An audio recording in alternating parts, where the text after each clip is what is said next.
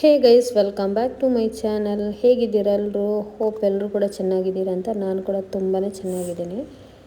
ಇವತ್ತಿನ ಒಂದು ಲಾಗಲ್ಲಿ ನನಗೊಂದು ಸ್ಪೆಷಲ್ ದಿನ ಇವತ್ತು, ಅಂದರೆ ತುಂಬಾ ಹ್ಯಾಪಿಯಾಗಿರುವ ದಿನ, ತುಂಬಾ ಖುಷಿ ಕೂಡ ಇತ್ತು. ಸೊ ಅದು ಏನಂತ ವಿಡಿಯೋದಲ್ಲಿ ನಿಮಗೆ ಮತ್ತೆ ಗೊತ್ತಾಗ್ತದೆ. ಸೊ ನೋಡ್ತಾ ಇರುವಾಗ ನಿಮ್ಗೆ ಗೊತ್ತಾಗ್ತದೆ. ಹಾಗೆ ಇದರಲ್ಲಿ ಒಂದು ರೆಸಿಪಿ ಕೂಡ ಇನ್ಕ್ಲೂಡ್ ಮಾಡಿದ್ದೇನೆ.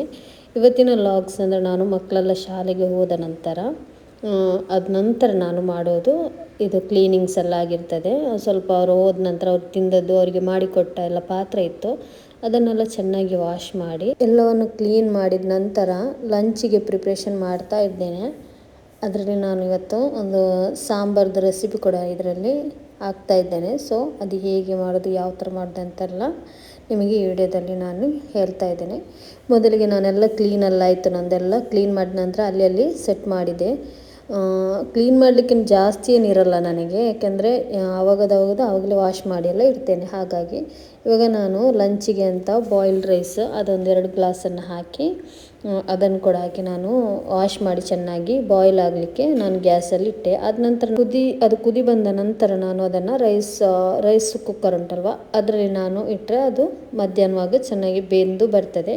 ಇವಾಗ ನಾನು ಸಾಂಬಾರು ಮಾಡಲಿಕ್ಕೆ ಮೊದಲಿಗೆ ಬೇಳೆ ಬೇಯಲಿಕ್ಕೆ ಇಡ್ತಾ ಇದ್ದೇನೆ. ಅದಕ್ಕಾಗಿ ನಾನಿಲ್ಲಿ ಅರ್ಧ ಕಪ್ಪಷ್ಟು ತೊಗರಿಬೇಳೆ, 2 ಟೊಮೆಟೊ, 1 ಆನಿಯನ್ ಚೆಂದಾಗಿ ಕಟ್ ಮಾಡಿ ಅದನ್ನು ಹಾಕಿದ್ದೇನೆ. ಮತ್ತು ಸ್ವಲ್ಪ ರುಚಿಗೆ ಬೇಕಾದಷ್ಟು ಉಪ್ಪು, ಸ್ವಲ್ಪ ಅರಿಶಿನ ಹಾಕಿ ಸ್ವಲ್ಪ ಎಷ್ಟು ಬೇಕಷ್ಟು ನೀರನ್ನು ಹಾಕ್ತಾ ಇದ್ದೇನೆ. ಮತ್ತು ಇದು ಸ್ಪೂನ್ ಏನಂತ ನೀವು ನೋಡ್ತಾ ಇದ್ದೀರಲ್ಲ, ಸ್ಪೂನ್ ಯಾಕೆ ಅಂದರೆ ಅದರ ಕುಕ್ಕರಲ್ಲಿ ವಿಸಿಲ್ ಬರುವಾಗ ನೀರೆಲ್ಲ ಮೇಲೆಗೆ ಬರ್ತದಲ್ವ, ಅದಕ್ಕಾಗಿ ನಾನು ಆ ಥರ ಹಾಕಿದ್ದು. ಆವಾಗ ನೋಡಿ ಕುಕ್ಕರ್ ಕ್ಲೀನಾಗಿ ಬರ್ತದೆ. ಆದ ನಂತರ ನಾನು ಇದಕ್ಕೆ ಬೇಕಾದ ವೆಜಿಟೇಬಲ್ಸ್ ಕೂಡ ಹಾಕಿದ್ದೇನೆ. ನಾನಿಲ್ಲಿ ಬದನೆಕಾಯಿ, ಆಲೂಗಡ್ಡೆ, ಕ್ಯಾರೆಟ್ ಮತ್ತು ಕುಂಬಳಕಾಯಿ ಉಂಟಲ್ಲ, ಬೂದು ಕುಂಬಳಕಾಯಿ, ಅದನ್ನೆಲ್ಲ ಕಟ್ ಮಾಡಿ ಅದನ್ನೆಲ್ಲ ಕುಕ್ಕರಿಗೆ ಹಾಕಿ ನಾನು ಒಂದು 2 ವಿಸಿಲ್ ಸಾಕಾಗ್ತದೆ. ಅದು 2 ವಿಸಿಲನ್ನು ಕೂಗಿಸ್ತಾ ಇದ್ದೇನೆ. ಮತ್ತು ನಿಮಗೆ ಬೇಕಾದ್ರೆ ನುಗ್ಗೆಕಾಯಿ ಕೂಡ ಹಾಕ್ಬೋದು, ಅದು ಸಪ್ರೇಟ್ ಬೇಯಿಸಿ ಹಾಕಬೇಕು. ಬಟ್ ನಾನು ಅದನ್ನು ಹಾಕ್ತಾ ಇಲ್ಲ, ಯಾಕೆಂದರೆ ನನಗೆ ಅದರ ಸ್ಮೆಲ್ ಆಗ್ತಾ ಇಲ್ಲ, ಅದಕ್ಕಾಗಿ. ಸೊ ನಾನು ಇಷ್ಟೇ ವೆಜಿಟೇಬಲ್ಸ್ ತಗೊಂಡಿದ್ದೇನೆ, ನಿಮಗೆ ಎಷ್ಟು ಬೇಕೋ ಅಷ್ಟನ್ನು ತಗೊಳ್ಳಿ.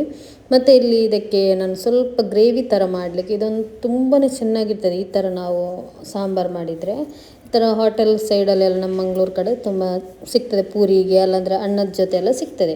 ಸೊ ಇವಾಗ ಅದಕ್ಕೆ ನಾನು ಒಂದು 1/4 ಕಪ್ಪಷ್ಟು ತೆಂಗಿನ ತುರಿ, ಮತ್ತು ಬಾಡಿಗೆ ಮೆಣಸು, ಹಾಗೆ ಒಂದು 2 ಟೇಬಲ್ ಸ್ಪೂನಷ್ಟು ಸಾಂಬಾರು ಹುಡಿ, ಮತ್ತು ಸ್ವಲ್ಪ ಹುಲಿಗೆ ಬೇಕಾದ ಸ್ವಲ್ಪ ಒಂದು ಹುಣಸೆ ಉಂಟಲ್ಲ, ಹುಣಸೆ ಹುಳಿ, ಅದನ್ನು ಕೂಡ ಹಾಕಿ ಚೆನ್ನಾಗಿ ಪೇಸ್ಟ್ ಮಾಡಿದೆ, ರುಬ್ಬಿದೆ, ನುಣ್ಣಗೆ ರುಬ್ಬಬೇಕು. ಆದ ನಂತರ ನಾವು ಬೇಯಿಸಿಟ್ಟ ತರಕಾರಿ ಎಲ್ಲ ಉಂಟಲ್ಲ ಅದಕ್ಕೆ ಇದನ್ನು ಹಾಕಿ ಮಿಕ್ಸ್ ಮಾಡಿದರೆ ಆಯಿತು. ಮತ್ತು ನಿಮಗೆ ಎಷ್ಟು ನೀರು ಬೇಕು ಅಷ್ಟನ್ನು ಹಾಕಿ, ಮತ್ತು ಒಂದು ಸ್ವಲ್ಪ ಬೆಲ್ಲ ಕೂಡ ಹಾಕಿ, ಸ್ವಲ್ಪ ಜಾಸ್ತಿ ಹಾಕ್ಲಿಕ್ಕೆ ಹೋಗಬೇಡಿ, ಬ್ಯಾಲೆನ್ಸ್ ಅದು ಟೇಸ್ಟಿದೊಂದು ಬ್ಯಾಲೆನ್ಸ್ ಇರ್ತದೆ, ತುಂಬಾ ಚೆನ್ನಾಗಿರ್ತದೆ. ಅದನ್ನು ಹಾಕಿ ನೀವು ಬಾಯ್ಲ್ ಆಗಲಿಕ್ಕೆ ಇಡಿ. ಒಂದು ಸೈಡಲ್ಲಿ ಅದು ಕುದಿ ಬರಬೇಕು ಚೆನ್ನಾಗಿ. ಹಾಗೆ ನಾನು ಇಲ್ಲಿ ಒಗ್ಗರಣೆಗೆ ಕೂಡ ರೆಡಿ ಮಾಡ್ತಾ ಇದ್ದೇನೆ. ಒಗ್ಗರಣೆ ಯಾವ ಥರ ಮಾಡೋದು ಎಲ್ರಿಗೂ ಗೊತ್ತಿರೋದು. ಒಂದು ಸ್ವಲ್ಪ ಆಯಿಲ್ಗೆ ಸಾಸಿವೆ, ಬೆಳ್ಳುಳ್ಳಿ, ಹಾಗೆ ಕರಿಬೇವಿನ ಸೊಪ್ಪು, ಬಾಡಿಗೆ ಮೆಣಸಿನಕಾಯಿ ಹಾಕಿ ನಮ್ಮ ಗ್ರೇವಿ ಉಂಟಲ್ವ ಸಾಂಬಾರು ಅದಕ್ಕೆ ಹಾಕಿದರೆ ಆಯಿತು. ಹಾಕೋ ವಿಡಿಯೋ ಸ್ಕಿಪ್ ಆಯಿತು. ಸೊ ಇವಾಗ ನೋಡಿ ಟೇಸ್ಟಿಯಾಗಿರೋ ನಮ್ಮ ಸಾಂಬಾರು ರೆಡಿಯಾಗಿದೆ.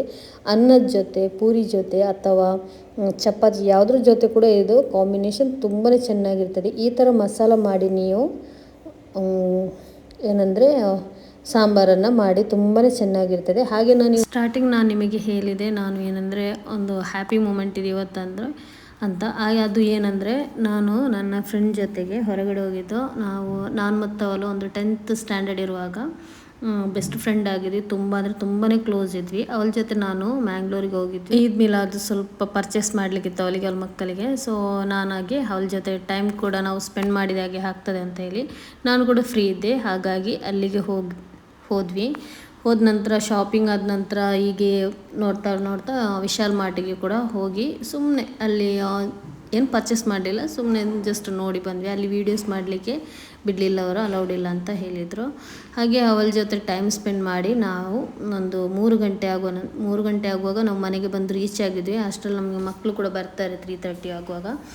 ಸೊ ಇದೇ ನನಗೆ ತುಂಬ ಸ್ಪೆಷಲ್ ಡೇ ಅಂತ. ಹಾಗೆ ನಾನು ಮತ್ತು ಅವಳು ಒಂದು ತುಂಬಾ ಬಾಯಾರಿಕೆ ಕೂಡ ಆಗ್ತಾಯಿತ್ತು, ನಡ್ಕೊಂಡೇ ಹೋದ್ವಿ ನಾವು. ಅಲ್ಲಿ ನಾವು ಹೋದ ನಂತರ ಮ್ಯಾಂಗೋ ಆವಿಲ್ ಮಿಲ್ಕ್ ಉಂಟಲ್ವ ಅದನ್ನು ಕೂಡ ಕುಡಿದು ಸೊ ತಿಂದು ಕೂಡ ನಾವು ಈ ಥರ ವಾಕಿಂಗ್ ಮಾಡ್ತಾ ವಿಶಾಲ್ ಮಾರ್ಟಿಗೆ ಬಂದದ್ದು. ಸೊ ತುಂಬಾ ಅಂದರೆ ತುಂಬಾ ಖುಷಿ ಆಯಿತು ಅವಳ ಜೊತೆ ಟೈಮ್ ಸ್ಪೆಂಡ್ ಮಾಡಿ. ಯಾಕೆಂದರೆ ಆಲ್ಮೋಸ್ಟ್ ನಾವೊಂದು 11 ಇಯರ್ ಅಂತಲೇ ಹೇಳ್ಬೋದು ಆಯಿತು ನಾವು ಟೈಮ್ ಸ್ಪೆಂಡ್ ಮಾಡಿದೆ. 10th ಫ್ರೆಂಡ್ಸ್ ನಾವು. ತುಂಬ ಅಂದರೆ ತುಂಬಾ ಹ್ಯಾಪಿ ಆಯಿತು ನನಗೆ ಅವಳ ಜೊತೆ ಟೈಮ್ ಸ್ಪೆಂಡ್ ಮಾಡಿ. ಸೊ ಹಾಗೆ ಮನೆಗೆ ಬಂದ ನಂತರ ಊಟ ಎಲ್ಲ ರೆಡಿ ಮಾಡಿಟ್ಟೆ ಹೋಗಿದ್ದು ನಾನು. ಮತ್ತು ಮಕ್ಕಳು ಹೇಳಿದ್ರು ಬೇಡ ಹೊರಗಡೆ ಫುಡ್ ಬೇಕು, ಅವ್ರಿಗೆ ಸಾಂಬಾರು ಈ ಥರ ಎಲ್ಲ ಇಷ್ಟ ಆಗಲ್ಲ. ಸೊ ಹಾಗಾಗಿ ನಾನು ಲೋಡೆಡ್ ಫ್ರೈಸ್ ಮತ್ತು ಚಿಕನ್ ಫ್ರೈಡ್ ಉಂಟಲ್ವ ಅದನ್ನು ಕೂಡ ತರಿಸಿದೆ ನಾನು. ಇದು ಅಂದರೆ ಲೋಡೆಡ್ ಫ್ರೈಸ್ ತುಂಬ ಚೆನ್ನಾಗಿತ್ತು. ನನ್ನ ಮಕ್ಕಳಂತೂ ಇದು ಫೇವ್ರೇಟ್ ಇದು ಲೋಡೆಡ್ ಫ್ರೈಸು. ಹಾಗೆ ಇದು ಅಂದರೆ 150 ಸಮಥಿಂಗ್ ಏನೋ ಇದಕ್ಕೆ ಪ್ರೈಸ್ ಬಂದು. ಆದರೂ ಓಕೆ, ತುಂಬ ಹೊಟ್ಟೆ ಫುಲ್ ಆಗ್ತದೆ ಒಂದು ತಿಂದರೆ, ಜಾಸ್ತಿನೇ ಆಗ್ತದೆ. ಹಾಗೆಯೇ ನಾನು ಇವತ್ತಿನ ವೀಡಿಯೋ ಇಲ್ಲಿಗೆ ಎಂಡ್ ಮಾಡ್ತಾ ಇದ್ದೇನೆ. ನನ್ನ ವೀಡಿಯೋ ಇವತ್ತಿನ ನಿಮ್ಗೆ ಇಷ್ಟ ಆಗಿದ್ದರೆ ಪ್ಲೀಸ್ ಸಬ್ಸ್ಕ್ರೈಬ್ ಮಾಡಿ, ಫ್ಯಾಮಿಲಿ ಫ್ರೆಂಡ್ಸ್ಗೂ ಶೇರ್ ಮಾಡಲಿಕ್ಕೂ ಮರಿಬೇಡಿ. ನೆಕ್ಸ್ಟ್ ಒಂದೆಲ್ಲ ರೆಸಿಪಿಯಾಗಿ ನಿಮ್ಮ ಮುಂದೆ ಸಿಗೋವರೆಗೂ ಬಾಯ್.